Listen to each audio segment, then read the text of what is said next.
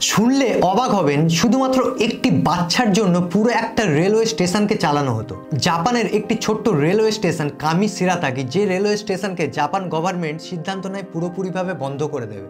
তার কারণ এই রেলওয়ে স্টেশন থেকে কোনো প্যাসেঞ্জার উঠতো না এবং এই রেলওয়ে স্টেশন চালু রাখার জন্য একটা বড় লস তাদেরকে বহন করতে হচ্ছিল। কিন্তু পরবর্তীকালে জাপান গভর্নমেন্ট এবং জাপান রেলওয়ে দেখতে পায় যে এই স্টেশন থেকে একটি বাচ্চা প্রত্যেকদিন স্কুল টাইমে ট্রেনে ওঠে এবং এটা দেখার পরে জাপান গভর্নমেন্ট এবং জাপান রেলওয়ে সিদ্ধান্ত নেয় যে শুধুমাত্র সেই বাচ্চার জন্য তারা এই রেলওয়ে স্টেশনকে চালু রাখবে এবং তারা সেই বাচ্চার স্কুল টাইম অনুযায়ী তাদের ট্রেনের টাইম শিডিউল করে। অর্থাৎ সেই বাচ্চাটা সকালবেলা যে টাইমে স্কুলে যেত সেই টাইমে ট্রেন এসে দাঁড়াতো এবং দুপুরবেলা যখন সে স্কুল থেকে ফিরতো সেই টাইমে এই ট্রেন এসে দাঁড়াতো এই স্টেশনে। অর্থাৎ মাত্র দিনে দুবার এই ট্রেন এই স্টেশনে এসে দাঁড়াতো শুধুমাত্র ওই একটি বাচ্চার জন্য। এবং এইভাবে যতদিন পর্যন্ত না সেই বাচ্চা গ্র্যাজুয়েশন কমপ্লিট করেছিল ততদিন পর্যন্ত তারা এই স্টেশনকে চালু রেখেছিল।